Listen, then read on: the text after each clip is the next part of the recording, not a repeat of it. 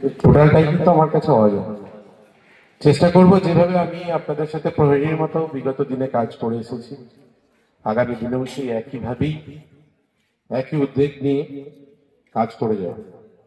আর এর পিছনে যাদের সব থেকে বড় হাত, যে মানুষগুলোকে সামনে থেকে দেখা যায় না, যে মানুষগুলোকে আমরা খুব কাছে থেকে পাই না, কিন্তু সেই মানুষগুলো ছাড়া আমার অস্তিত্ব একদমই নেই, তিনি হলেন আমাদের হাওড়া গ্রামীণ জেলা পুলিশের মাননীয় এসপি শ্রী কামনাশিস আইপিএস মহাশয়, আমার অ্যাডিশনাল এসপি হুগলি রুরাল কিষাণ হোসেন, আমার সব থেকে কাছের অভিভাবক যদি কেউ হন, যাকে আপনারা দেখতে পাচ্ছেন, যিনি ছায়া সঙ্গীর মতো 24 ঘন্টা আমাকে গাইড করতে থাকেন।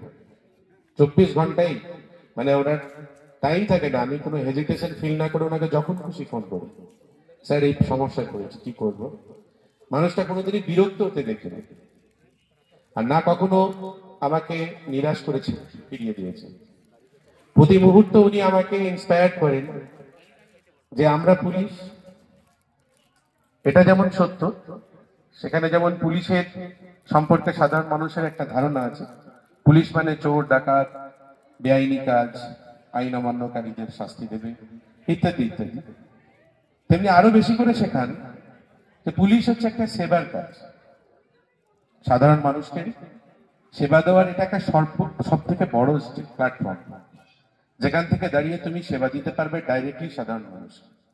এবং সেটা নিয়েই প্রতিনিয়ত ওনার সাথে আমার কালচার হয়, প্রতিনিয়ত উনি আমাকে বিভিন্নভাবে ইন্সপায়ার করেন, বিভিন্ন কাজের মধ্যে দিয়ে বিভিন্ন ভাবে সাধারণ মানুষের কাছে কিভাবে পৌঁছানো যাবে, তাদেরকে আরো বেশি করে কি করে সেবা দেওয়া যাবে, এটা নিয়ে 24 ঘন্টা ওনার চিন্তা ভাবনা চলতে থাকে। তো আমি কৃতজ্ঞ এসডিপিও স্যারের কাছে যে তিনি আমাকে এই জায়গাতে, আজকে আমি যে জায়গায় এসেছি, যে জায়গায় দাঁড়িয়ে আছি, এই জায়গায় আমাকে নির্বাচন করেছেন। আমি চেষ্টা করব তিনি যে চিন্তা ভাবনা থেকেই আমাকে নির্বাচন